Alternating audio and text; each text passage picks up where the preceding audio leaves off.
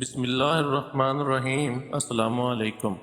آپ سب دوست کافی دن سے سن رہے ہیں کہ کراچی میں سمندری طوفان آ رہا ہے جس کا نام بپر جوائے ہے، تو سب کے ذہن میں کچھ سوالات اٹھتے ہیں کہ بپر جوائے کا مطلب کیا ہے، سمندری طوفان کے نام کون رکھتا ہے، ٹراپیکل سائیکلون کیا ہوتے ہیں اور کیسے بنتے ہیں، کیا کراچی میں طوفان آنے کا اندیشہ ہے؟ تو سب سوالات کے جوابات میں آج آپ کو اس ویڈیو میں دوں گا۔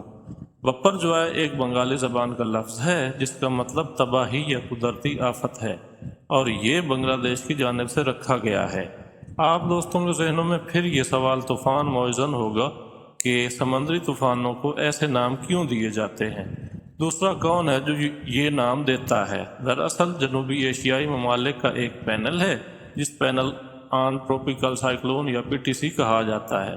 اس میں پاکستان، بھارت، بنگلہ دیش، Myanmar, Thai land, Maldives, Sri Lanka, Oman, Iran, سعودی عرب اور متحدہ عرب امارات شامل ہیں۔ یہ پینل سمندری طوفانوں کے نام رکھنے کے لیے بنایا گیا ہے۔ ماضی میں یہ سمندری طوفانوں کو ان کے نمبر سے یاد رکھا جاتا تھا۔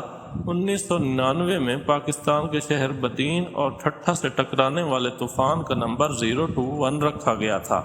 اس کے بعد طوفانوں کو ایسے نام دینے کا فیصلہ ہوا جنہیں یاد کرنے میں آسانی ہو۔ جیسے مختلف ممالک کے ورلڈ کپ کی باری آتی ہے، ایسے ہی حروف تہجی کے حساب سے ان ممالک کی بھی نام رکھنے کی باری آتی ہے۔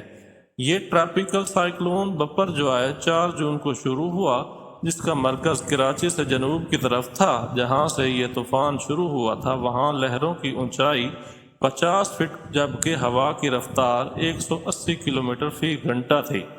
وہ تیزی سے شمال کی جانب گامزن تھا۔ ماہرین اندازہ لگا رہے تھے کہ یہ طوفان کراچی میں بہت بڑی تباہی کا باعث بنے گا کہ اچانک 14 جون کو اس طوفان نے اپنا رخ شمال مشرق یعنی ٹھٹھا کی طرف کر لیا۔ یہ ایسے ہی ہے جیسے شین وار لیگ اسپن بال پھینکے اور وہ مڑ جائے۔ کوئی اسے بابا عبداللہ شاہ غازی کی کرامت کہتا ہے تو کوئی اسے کراچی کی جغرافیائی حیثیت کی وجہ بتاتا ہے۔ اب آپ دوستوں کے ذہن میں سوال ہوگا کہ یہ ٹراپیکل سائیکلون بنتے کیسے ہیں اور اتنے طاقتور کیسے ہوتے ہیں؟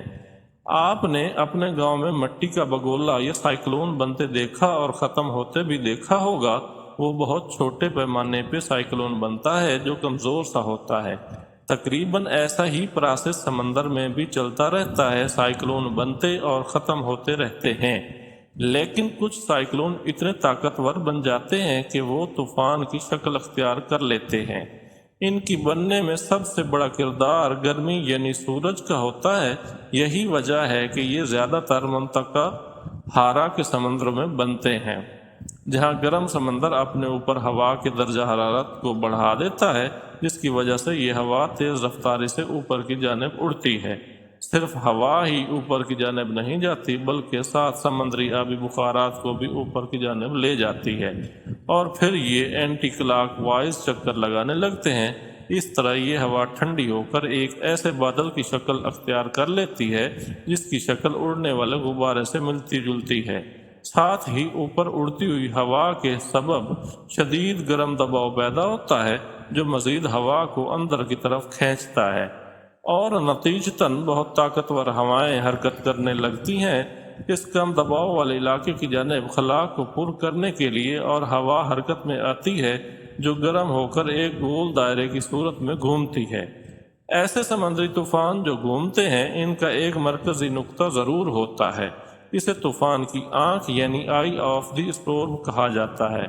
جو پرسکون حصہ ہوتا ہے، طوفان کی آنکھ والا حصہ پرسکون ہوتا ہے، لیکن اس کی گرد طواف لگاتے پانی میں 120 کلومیٹر سے 200 کلومیٹر فی گھنٹہ کی طاقتور ہوائیں چلنا شروع ہو جاتی ہیں۔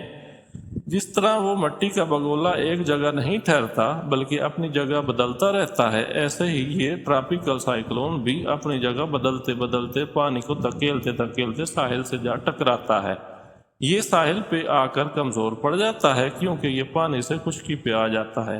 اس کا میڈیم پانی ختم ہو جاتا ہے۔ ساحل یا کوسٹل ایریا کی تباہی صرف ان لہروں سے ہی نہیں ہوتی بلکہ تیز رفتار ہوا اور اس بارش سے بھی ہوتی ہے جو سائیکلون اپنے ساتھ بادل لاتا ہے۔ اگر ایک پاورفل کشتی کسی جھیل سے گزرے تو آپ دیکھتے ہیں کہ اس کے پریشر سے جھیل کے پانی میں لہریں وجود میں آ جاتی ہیں اور پانی کناروں سے باہر گرنے لگتا ہے۔ تو آپ اندازہ لگائیں کہ ایک بہت بڑا اور طاقتور سائیکلون کسی سمندر سے گزرتا ہے تو اس کے ارد گرد کے علاقے جہاں طوفان نہ بھی آئے تو بھی وہ ان لہروں سے متاثر ہوتے ہیں۔ یہی وجہ ہے کہ کراچی میں لہریں ساحل سے باہر آ رہی ہیں۔ جہاں سے یہ طوفان شروع ہوا اور جہاں سے رخ موڑا، یہ سائیکلون 021 میں بھی ہو چکا ہے جو 1999 میں آیا تھا، جس کے نتیجے میں یہ طوفان ٹھٹا کیٹی بندر سے ٹکرایا تھا، جس کے نتیجے میں 199 افراد جاں بحق اور 150 لاپتہ ہوئے تھے اور 1,38,000 گھر تباہ ہوئے تھے۔ بڑے پیمانے پہ زرعی زمینیں بھی تباہ ہوئی تھیں۔ 15 جون کو شام 5 بجے یہ کیٹی بندر سے ٹکرائے گا۔ اس وقت ہوا کی سپیڈ 100 کلومیٹر فی گھنٹہ ہوگی۔ 24 سال بعد آبادی بھی کافی بڑھ چکی ہے، اس لیے ٹھٹھا میں بڑی تباہی کا اندیشہ ہے۔ حکومت نے الرٹ جاری کر دیا ہے اور علاقہ مکینوں سے پہلے ہی علاقے خالی کروا دیے ہیں۔ دعا ہے کہ اللہ پاک ملک پاکستان اور بھارت کے ساحلی علاقوں میں بسنے والے لوگوں پر رحم فرمائے، آمین۔ اگر آپ کو میری یہ ویڈیو پسند آئی ہے تو پلیز لائک کر دیں اور چینل کو سبسکرائب کرنا نہ بھولیں۔